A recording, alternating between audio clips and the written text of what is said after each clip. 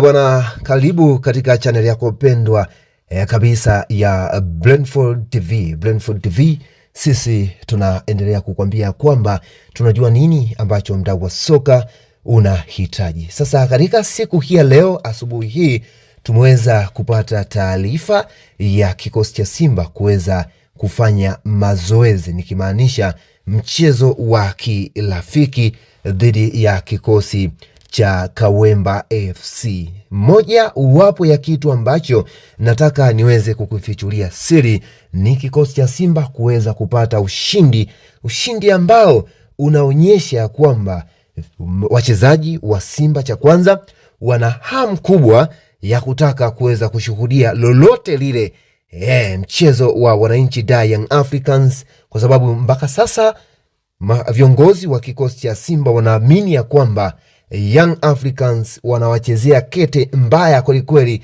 kuhusiana na dabi ya Kariakoo.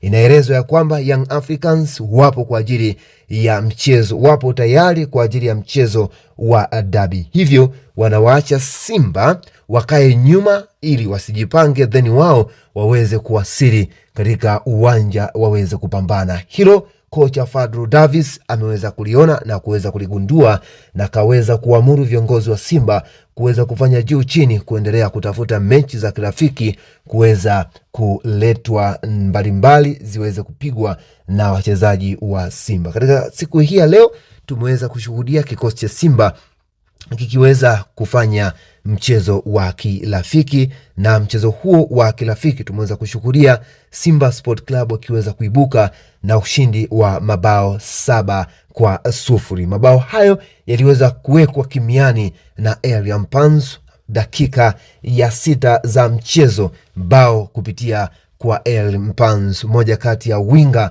ambaye anaendelea kuzua gumzo kwelikweli katika mitandao ya kijamii kutokana na ubora ambao anao. Lakini cha kushangaza, bwana, chuma kipya ambacho kinasubiri kuweza kutambulishwa katika ardhi ya Tanzania ndani ya kikosi cha Simba, naweza nikasema kiliweza kupata nafasi ya kuweza kukipiga katika mchezo huo wa kirafiki.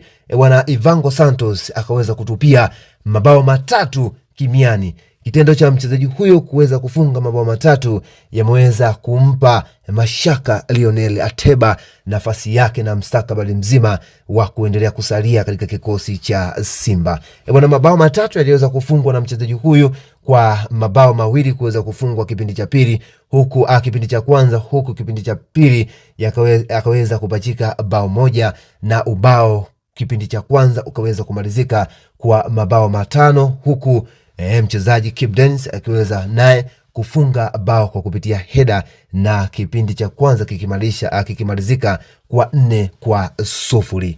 Na kipindi cha pili mabadiliko yakaweza kubadilika, tukaweza kumshuhudia